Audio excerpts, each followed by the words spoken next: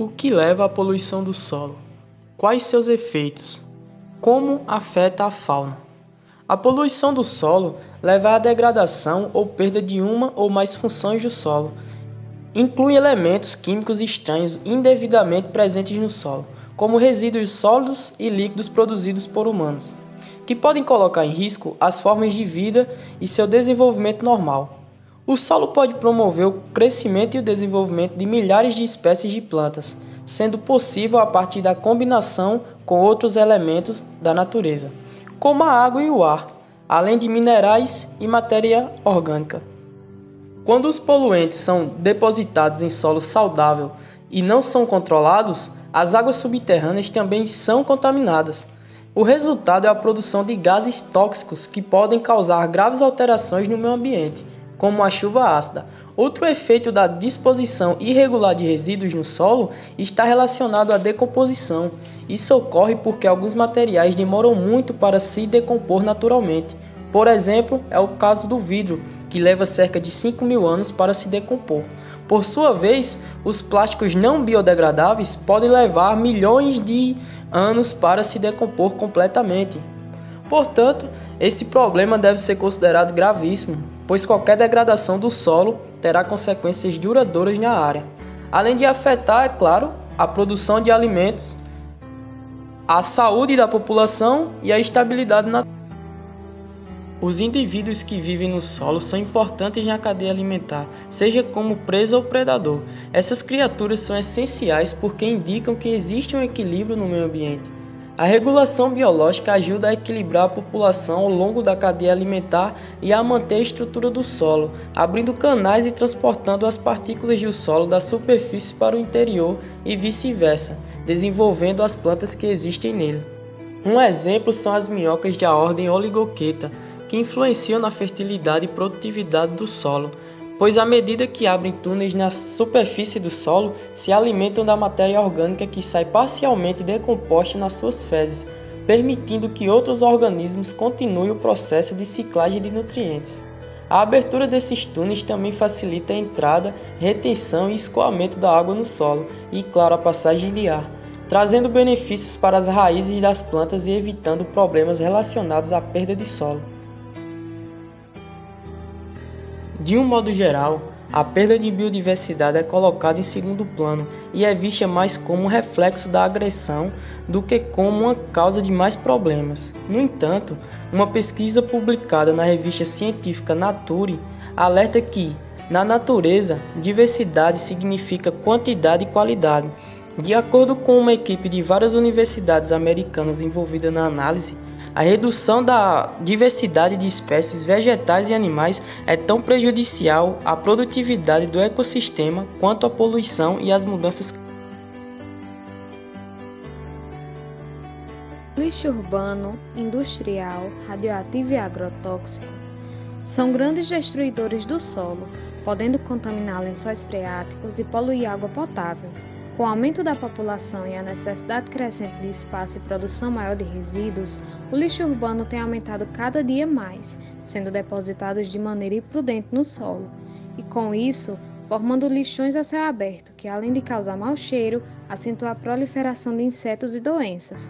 Doenças essas que atingem animais ou até mesmo o ser humano que participa daquele meio.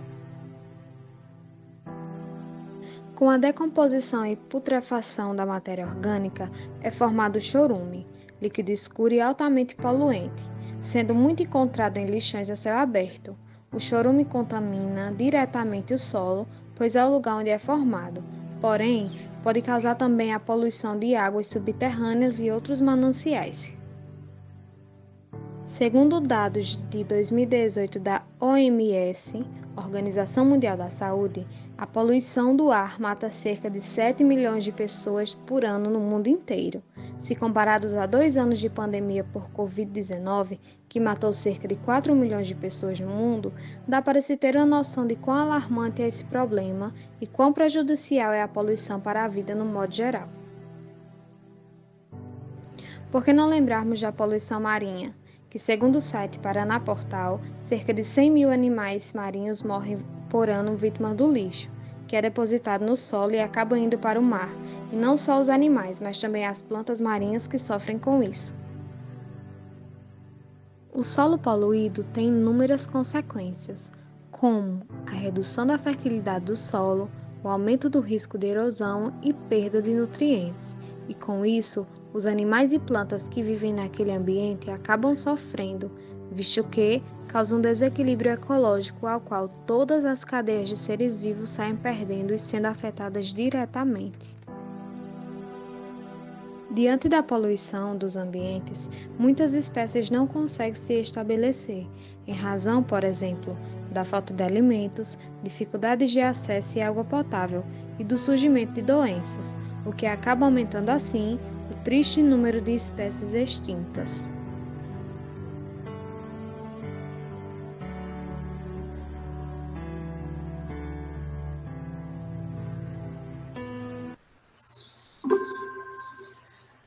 Olá pessoal, tudo bem?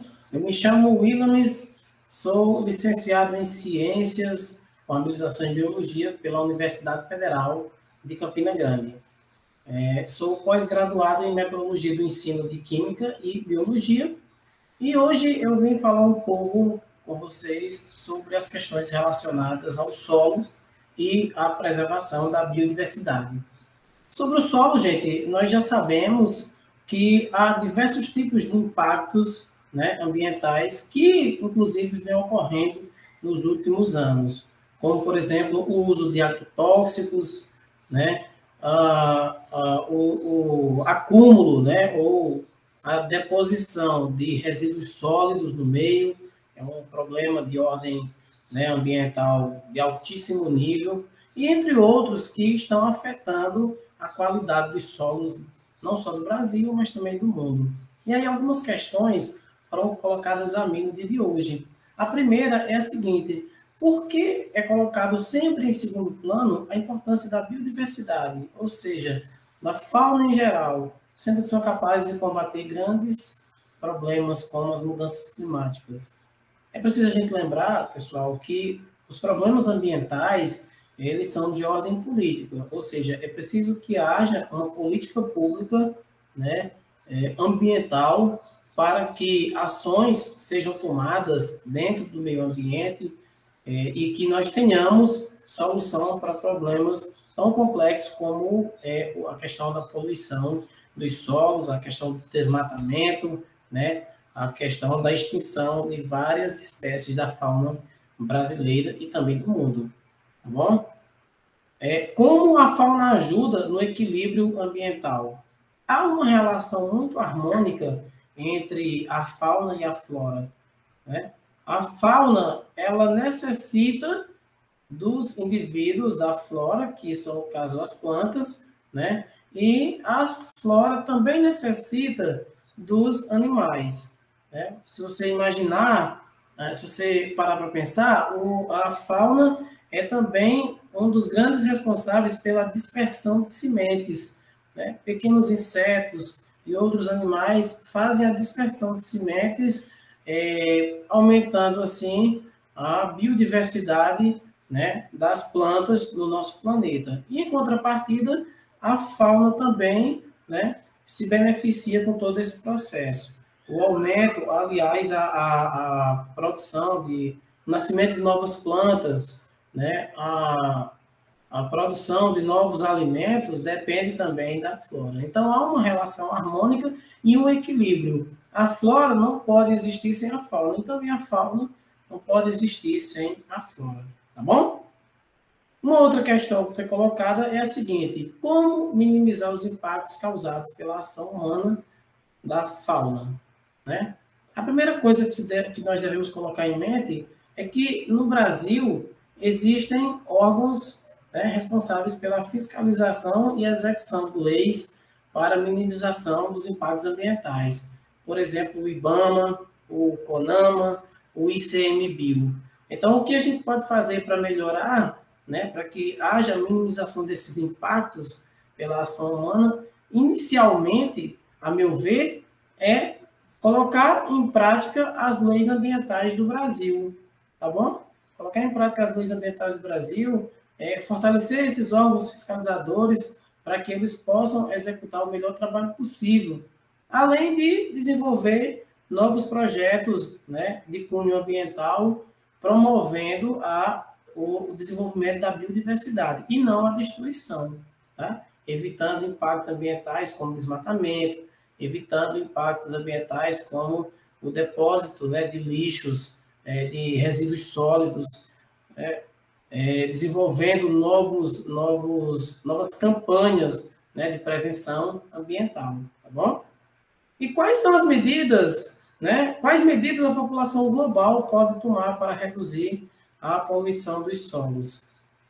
A poluição dos solos é um problema realmente de ordem mundial, né? E hoje nós já sabemos que, inclusive no Brasil, já existem regras, né? Existem leis que proíbem o descarte de resíduos sólidos, né? E essa mesma lei pede para que, na realidade, solicita que os governos, né, os estados e municípios, desenvolvam aterros sanitários para que haja, né, a colocação desses materiais sem causar danos ao meio ambiente. Então, eu acredito que medidas podem ser tomadas nesse sentido, desenvolvimento de aterros sanitários, né? Redução dos impactos com queimadas. Acho que as queimadas hoje são um problema muito grande, né? Provocando não só a morte de animais, como a destruição de plantas e também diminuindo a quantidade de água potável que nós temos para o consumo, tá certo? Então, é isso, e muito obrigado. Com a poluição do solo aumentando a cada dia, o ser humano deve se alertar e procurar soluções para resolver esses problemas. Uma das principais soluções, embora pareça óbvio, é a coleta seletiva, que processa e otimiza a separação do lixo, separando materiais para reciclagem, como por exemplo, separar os materiais orgânicos dos materiais recicláveis, ajudando assim a reutilizá-los de maneira consciente e ajudando ao meio ambiente. O uso de materiais biodegradáveis também seria uma ótima opção, pois quando descartado, esse material se decompõe muito mais rápido na natureza e pode trazer benefícios, como por exemplo o papel sementes, que além de servir para inúmeras coisas, quando são descartados, as sementes contidas neles se desenvolvem e viram plantas. Para ajudarmos um solo já poluído, uma alternativa seria a biorremediação. É uma grande aliada que utiliza organismos vivos, tais como micro-organismos, fungo, plantas, algas verdes, etc., que são utilizadas para reduzir ou remover a contaminação do ambiente, visto que ajuda a remover contaminantes tanto do solo quanto da água.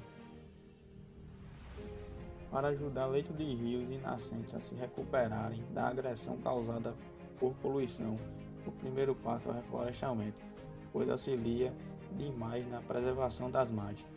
Também a instalação de barreiras de proteção ao longo do curso do rio, pois ajuda a reter o lixo sólido e auxilia na limpeza do mesmo. Um exemplo bem conhecido de rio despoluídos é o rio Sena, em Paris, na França. O Sena já foi um rio onde não se desenvolvia vida em suas águas, pois recebia grande quantidade de poluição e esgoto. Porém, os franceses decidiram investir em sua revitalização, construir estações de esgoto, que foi bem sucedido. Hoje o Sena conta com 30 espécies de peixe e serve de cartão postal para a França. A fauna sofre diretamente com a poluição, e é pensando nela que o ser humano deve tomar a frente, e não deixar com que isso a afete mais. Um dos exemplos de preservação tanto da fauna quanto da flora é o Instituto Chico Mendes de Conservação da Biodiversidade, que auxilia a proteger o patrimônio brasileiro. E se cada um fizer a sua parte, não só o Brasil, mas o mundo inteiro ficará mais bonito e mais limpo, sem precisar atingir nenhum animal em seu caminho.